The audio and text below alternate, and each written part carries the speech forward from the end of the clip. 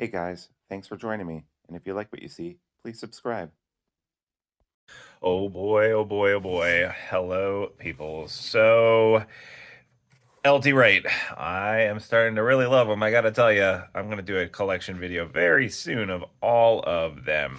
I have an extra large Northern Hunter here to do this unboxing, which actually doesn't need tape, so I don't even know it. Why do I have this here? Because I am a part of a program they have there called the Red Wall, which, if you don't know, is you pay $20 a year and you get access to order some semi-customs and some more odd stuff that they make that they don't necessarily mass produce. But if you're part of this little club, then they will make a knife for you, like this extra large Northern Hunter, which you could not have gotten any other way besides being a part of them. And I have a couple other knives from this program as well.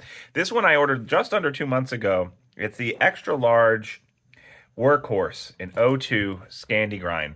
And I'm pretty excited about this because I think I've been too timid with my choices when I do semi-customs and stuff like that. So I went with something a little bit more bold.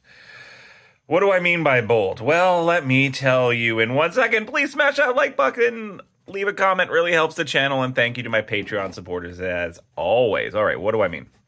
What I mean is... Oh God, I'm half scared and half really excited to look at this extra large Workhorse. Hoo-wee! By the way, LT Wright is a great company, all American made. Awesome guys there in the shop. If you don't know about them and you're just seeing this video, you're missing out. They're awesome. In my estimation, they're better than Bark River and a lot of the other fixed blade knife companies of a similar size.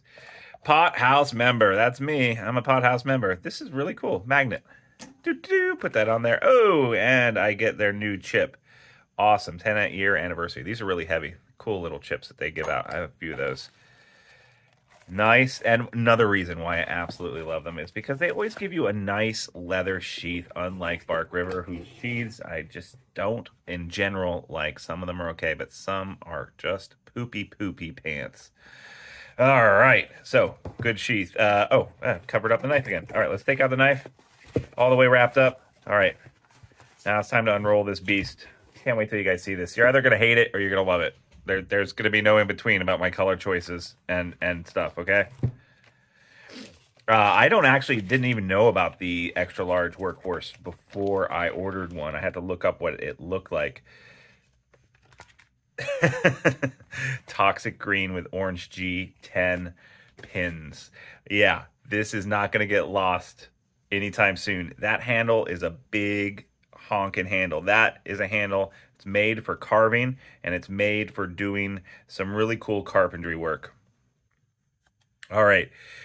Yeah, I like it a lot. This is just an interesting, and they have interesting blade shape. Like this Northern Hunter blade shape, really nice. But unique, they don't have that on any other model.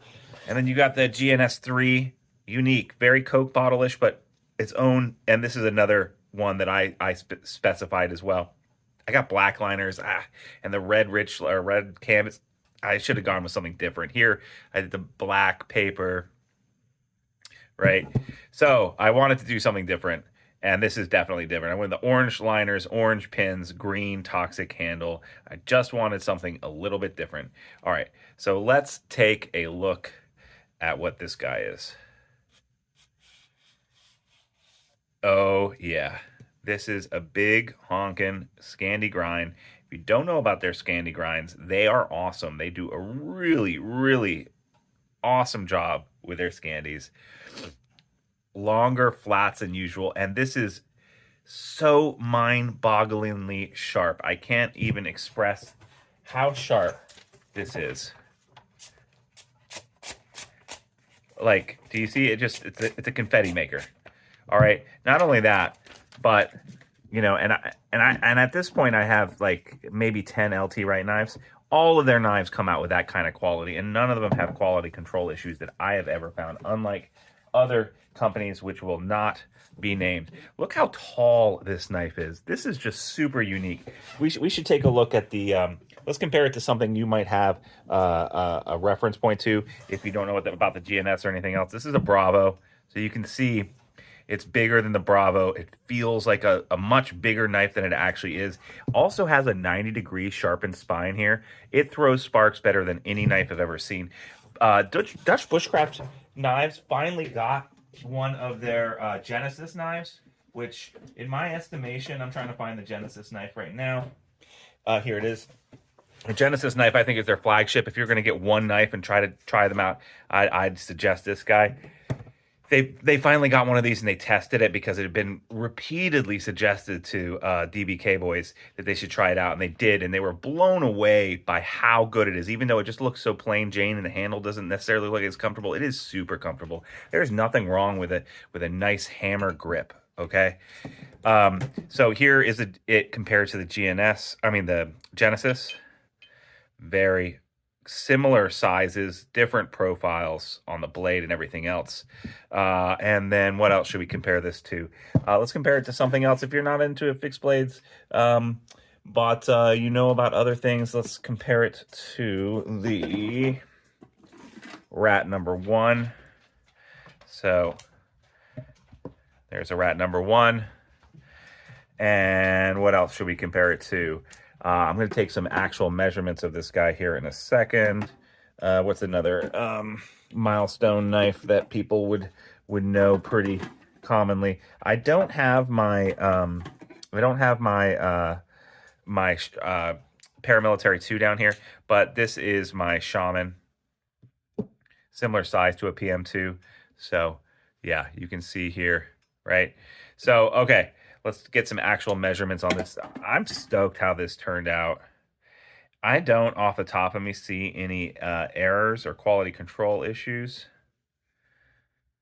The spine has been sharpened, and you can see how it's literally been sanded and left with a sanding edge on here, which basically leaves this with a burr, a little bit of a burr here. They don't even really sand the burr off, whereas Bark River knives, they also have this, but they sand it down a little bit, so there's it still throws a great spark, but not as much, and there's no burr here. And some people think that that's kind of a flaw with LT Wright, and they think it's gimmicky. I don't. I like it. I think it's absolutely fine. This knife is definitely heavy, definitely much heavier than that. I mean, obviously the extra large Northern Hunter, is bigger. But honestly, I don't know. Okay, so let's check out the thickness here. This boy is thick. Yeah, much thicker than the extra large Northern Hunter, thicker than the Genesis, and definitely thicker than that guy. If we're talking about inches, do I have millimeters on here? I don't have millimeters on here. So if we're talking about inches, we are talking about 5/16. We're talking about 5/16 of a thickness, which is pretty darn thick. And then if we're talking about blade length, we're talking about 4 inches on the blade and 8.5 overall. For me, that's a large fixed blade. I know a lot of people have larger. This would be a medium fixed blade for a lot of people, but for me, it's a large. This is going to be a wood processing genius. Feels awesome. Do I wish I had gotten it in something like desert, the desert ironwood or whatever? No, I don't. I don't like wood handles anymore. I've gotten wood handles in the past.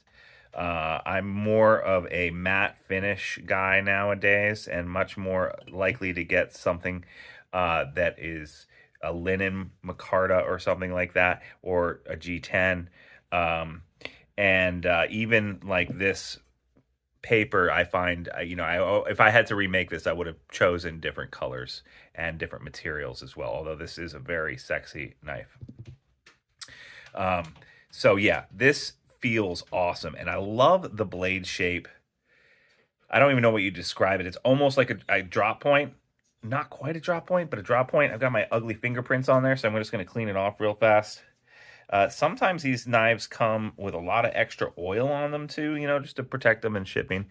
This does not. The buffing doesn't go quite to the edge over here. I don't know if that's a flaw or not. I really like the LT Wright's symbol here. And then, of course, they always, this is 012 tool steel, so they have the little oil O there, which is pressed in. And if it's A2, they have the A. So what about O2? Oh, that's not a great stainless steel.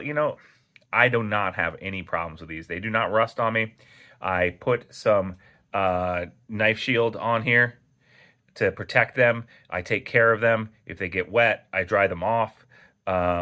This is going to process wood like no one's business. This is going to be a fun knife to have around the campsite, and I like how heavy it is. And then where is its brand new sheath? So I will leave this in a sheath overnight, and it's good to compare the sheath in here just to see how much should go in there. So I'm looking at about the second pin in here is about where I want this guy. Leave that in overnight, and it'll, well, maybe less. So it'll go in there. And then they're lanyard tubes too. This one's brass. You obviously couldn't make it out of G10 to match everything else, but their lanyard tubes are always very nicely done, in my estimation. If you need a lanyard tube, a little brass hole like that is pretty good. I only ever use lanyards on smaller knives, especially if I need a 4-finger grip and it's a really small fixed blade. So O2, I really don't mind. It can take a bashing. Like, I have used lots of knives for this kind of thing, for wood processing and batoning with it and feather sticking. This is going to feather stick like no one's business. We'll even do some food processing too if it's the only knife I take. Although I have lots of kitchen knives that I do enjoy as well. And it's just going to take a massive amount of abuse. It looks like when they were sanding it, the G10 scale, some of this orange got inside a little bit of the green in there, but it's not the end of the world. I'm just noticing that I think from the sanding belt it got in there. Yeah, I don't know what you can do about that since I chose that color, and orange and green do not like each other. They're not complementary colors. They're colors that are on the opposite side of the spectrum, so they're naturally going to clash with each other and stand out. Forgetting all of my big vocabulary words, so I apologize for that. And of course, it's nice and thick behind the point right there. How much did this cost? So for a semi-custom like this, I kind of forget how much I bought for this. I did look up the receipt recently, and I'm forgetting. Because you get to choose your materials, the price is variable. I'm going to guess that this was around $250, which is substantially cheaper than something like this would cost from Bark River. LT Wright in general is usually cheaper, even though that they are as well American made. The price, if I remember, will flash up right now up there for what I paid for this. Again, this is a Redwall special. I would check out Redwall. Go to LT Wright's website. Check out the top there. It says Pout House, P-O-U-T. If you're interested in getting involved in this. They also have something called 4 on the Floor, which is like extra special customs that aren't necessarily made. In fact, I think this wasn't a Redwall. I think that this XL Northern Hunter was a 4 on the Floor rather than a Redwall special. Yeah, just absolutely stunning. So stay tuned. Maybe this Sunday, sometime here, now that I have this, I'm going to go ahead and do a collection review of every LT Wright knife I have. I'll need to scrounge and find them all. I do use them a lot, so they might be here and there and everywhere throughout my house and in my garage and in my camping supplies and stuff like that.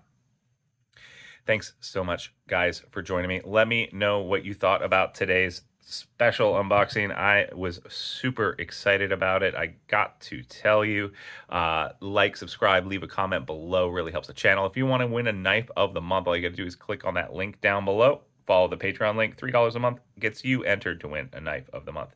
Thanks so much, guys. I'll see you next time on Sharp Ends. Bye-bye now.